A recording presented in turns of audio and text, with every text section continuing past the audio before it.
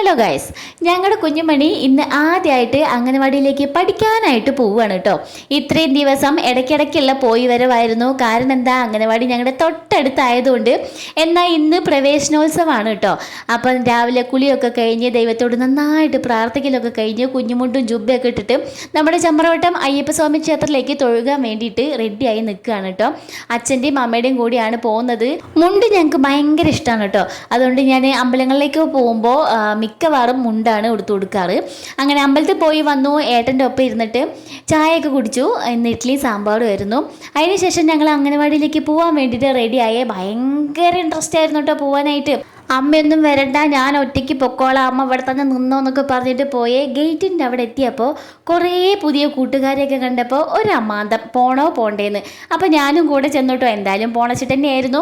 അങ്ങനെ ഞങ്ങൾ അംഗനവാടിയുടെ അകത്ത് കയറി. കുറേ കുട്ടികളുടെ കൂടെ കളിക്കുന്ന സാധനങ്ങളൊക്കെ ഉണ്ട് അവിടെ. അപ്പോൾ കുറേ നേരം അതിൽ ചാടി മറിഞ്ഞ് കളിക്കലായിരുന്നു പിന്നെ പണി. അതിനിടയ്ക്ക് എൻ്റെ കണ്ണു വെട്ടിച്ച് വീണ്ടും വീട്ടിലേക്ക് ഓടി വന്നു സൈക്കിൾ എടുക്കാൻ വേണ്ടിയിട്ടോ. സൈക്കിളിൽ അംഗനവാടിക്ക് പോകുള്ളൂ എന്ന് പറഞ്ഞ് വാശി പിടിച്ചു. അങ്ങനെ വീണ്ടും ഞാൻ അവനെ പൊക്കിയെടുത്തുകൊണ്ട് അംഗനവാടി തന്നെ പോയി. അപ്പോഴേക്കും മെമ്പറൊക്കെ വന്നിട്ടുണ്ടായിരുന്നു കേട്ടോ. ചില കുട്ടികൾ ഭയങ്കര കരച്ചിലായിരുന്നു കേട്ടോ. അപ്പോൾ അത് കണ്ടിട്ട് നോക്കമ്മ ഞാൻ കരയണേ ഇല്ല എന്നും പറഞ്ഞ് രണ്ട് കണ്ണും തുറച്ച് എനിക്ക് കാണിച്ചു തന്നിട്ടുണ്ടായിരുന്നു സ്വയം പുകഴ്ത്തൽ. അതിനുശേഷം എല്ലാ കുട്ടികളെയും ഒരുമിച്ച് നിർത്തിയിട്ട് മെമ്പറും ടീച്ചേഴ്സും എല്ലാവരും കൂടെ കുട്ടികളുടെ ഒപ്പം നിന്ന് ഫോട്ടോ എടുക്കലായിരുന്നു കേട്ടോ. പിന്നെ മെമ്പർ എല്ലാവർക്കും 2 മിഠായി വീതം കൊടുത്തിട്ടുണ്ടായിരുന്നു. അതിൻ്റെ പിന്നാലെ ലഡ്ഡു വിതരണം ഉണ്ടായിരുന്നു. കുട്ടികൾക്ക് മാത്രമല്ല കേട്ടോ, കുട്ടികളുടെ അമ്മമാർക്കും ഉണ്ടായിരുന്നു കേട്ടോ ലഡ്ഡു മിഠായി ഒക്കെ.